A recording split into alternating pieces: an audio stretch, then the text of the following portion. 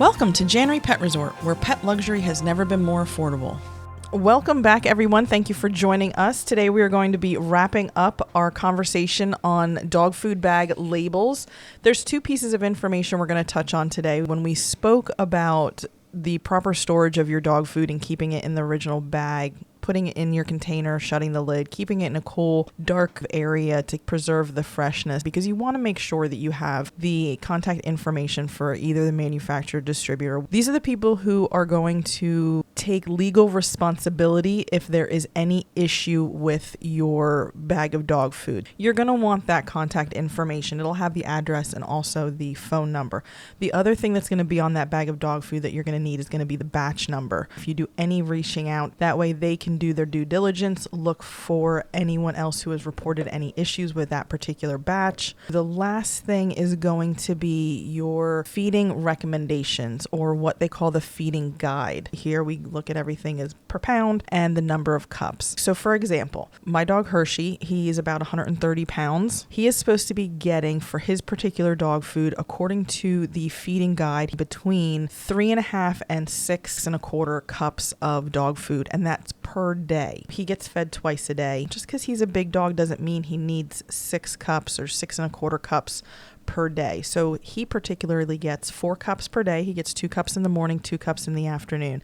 This is what keeps him at the prime weight that I want him to be kept at. Now remember, in the winter, our dogs are not as active. Why? Because we're not as active. So I might cut down a little bit on the food in the winter because they're not outside running around in the green grass, whereas in the summer, they're running around in the green grass. One thing we always let people know too, when they come here and they bring their dogs for lodging, if their dog is super high energy and they come here, that dog is going to be going like a bat out of you know what. So we want to make sure that when you pre-bag your food, if you typically feed a cup in the morning and a cup at night, do us a favor, put in 1.25 cups. 1.5 cups. They need those extra calories in order to sustain their weight, because not only are they being physically active, but they're mentally active more with us because there's always something going on. So you want to make sure when you bring them here to help us and to keep your dog at the appropriate weight, go ahead and put a little bit more food in those bags. But for your own personal use, when they're at home, you can play around with it a little bit. Speak to your veterinarian when you take them in for their annual exam if they're getting a little on the heavy side. And remember, they're used to getting a certain amount of food. So if you have to cut back and add something to it that's high in fiber but low in calories, that's going to help them feel full, and it's going to freshen up their bowl of food and make them more interested in it. Definitely keep that in mind when you are deciding how much you're going to be feeding your dog. And also, if you're someone who does supplement with proteins, whether it's chicken or beef, you want to cut down then a little bit on that kibble if you are adding the high protein food. What about the people that add wet food? The people that add wet food, if you're doing your due diligence and you're adding wet food, you definitely want to cut down on your dry food, because when you look at a can of wet food, you have a much higher protein and fat level in your cans of dog food than you do in your bags of dog food. Right. So if your dog's chunky, now you know why. Now you know why. Exactly. How close is the treat jar to the back door every time they go to the bathroom? Each treat also needs to be figured into that. So if you're heavily treating your dog, just remember that is all empty calories. That is going to be calories that is going to possibly put a little chunk on your little monkey. Look at me. I'm heavily treated.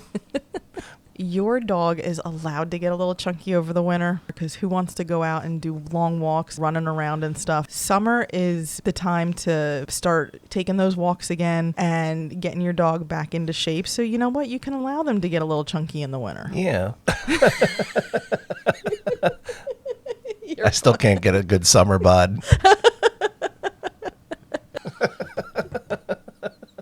So always keep in mind that as your dog ages, their nutritional requirements and the amount of food that they need is going to change. As the seasons change, that's going to change. As your lifestyle changes, their lifestyle changes. And they might not need the amount of food that you were feeding before, or they might need more food. And then if you're getting a puppy, always think that they have a very high metabolism. But also with puppies, give yourself a little grace. The story of the ugly duckling, puppies are really cute. Then they go through this ugly duckling stage where their legs grow and their bodies don't. They might look a little thin. Keep feeding and doing what you need to do because they're going to start to fill out and they're going to get out of that ugly duckling stage and transform into the adult perfect dog that you have. I feel like you just told the story of my life. I'm still the ugly duckling. Not at all, Dave. I know. Not at all. I'm a handsome duckling. Now, to speak about treats a little bit, dog treats are going to have most of the time a guaranteed analysis as well. We spoke about that last time. It'll have the protein, fat. They do have fiber, and then they have the moisture. So the same way that you figure out comparing dog food to dog food, you can compare treats as well. They will have feeding instructions. Most of the time, the feeding instructions for treats just say... people don't follow.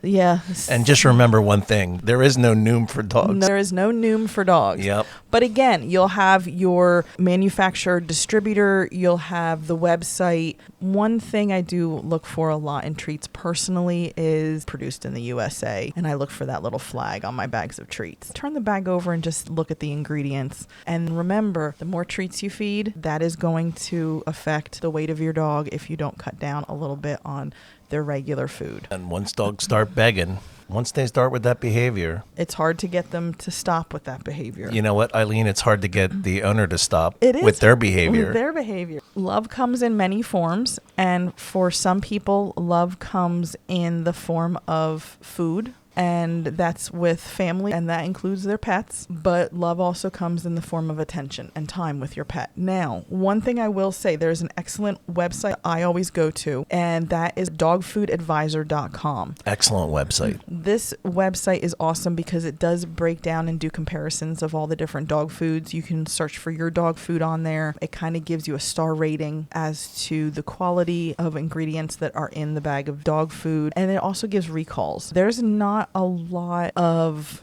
places that we can see now where there's a lot of information about recalls that are happening when it comes to dog food. If there is a recall on there, it'll have batch numbers. The batch number is right on that bag of dog food or the treat bag. So if you have a few more questions about your particular food or you're looking to compare foods, dogfoodadvisor.com is a really great website to look at. And it's nice because it does it kind of in layman terms. It's kind of easy to understand for all of us. Right. So if you're bamboozled and swayed by fancy commercials, go check out this website. There's a lot of companies that have a lot of money behind their marketing, and they are going to try and make you feel bad for a particular dry dog food you're feeding, or make you feel bad that you're not feeding a gently cooked or a raw food, or you're not getting your food delivered. You know what the one commercial is that really makes me feel bad? What's that one? Are you feeding your dog the same food for its whole life? When it comes to dogs, as long as they're eating it, they don't care. My dogs love their food. And by the way, my dog food is a 4.9 out of 5 stars. Dogs are happy just to eat and not have to forage for their food. So it really doesn't matter if they get fed the same thing. You can switch it up a little bit if you stay in the same brand, stay around the same protein and energy and fat level. You can switch it up a little bit and give them a little bit something different. But just remember, if your dog isn't eating, it's not because they're necessarily bored with their food. You might not be exercising them enough.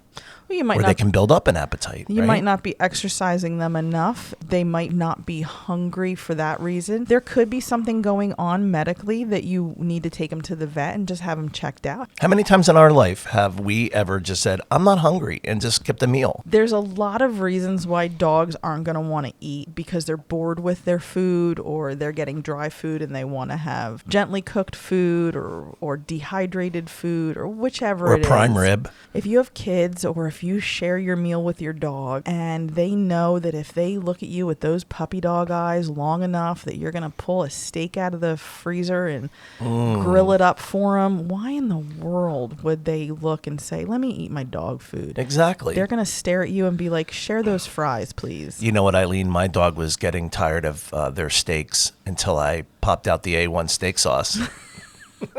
And I hope that's not true. Oh, of course it's not. It's a total lie. Just trying to be entertaining. I could never afford to buy my dog a steak. If your dog's not eating its dog food, are you supplementing it with a lot of your own food? And again, it's okay to give your dog people food in moderation at the right time, cooked just for them. Please don't make up that steak and put all the seasonings all over it and then say, let me give it to the dog, because there's a chance you're going to get a dog that's going to have an upset stomach because their stomachs aren't meant to have But all you'll the find that out the next day in the yard. Yes, you will. Or in the house. So if you want to give your dog a steak for its birthday, that's fine. Fry it up, no seasoning, no salt, no pepper, no steak seasoning, no any of that stuff. Again, we talked about what is required on the bag, what is suggested on the bag. We talked about Dave's stomach. All this dog food talk. I'm starved. Eileen, you know what? Next time we podcast, I need 2 cups of dry food first. I think you do. I prefer salmon and potato. We have covered everything that there is to know about dog food.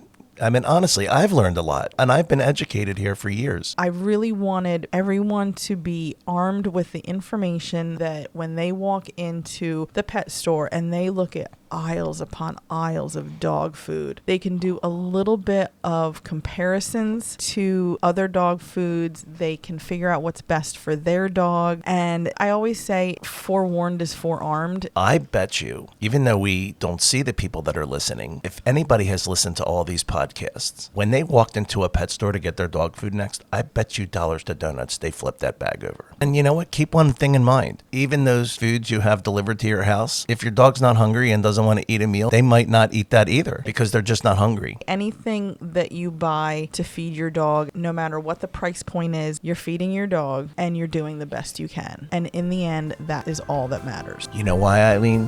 Why? Because there's no guaranteed analysis on love. That is so true, because you know what? Love is love, and feeding your dog and loving your dog is caring for your dog. That's right. And that is all that matters. Amen. So thank you for joining us, and you all have a wonderful day.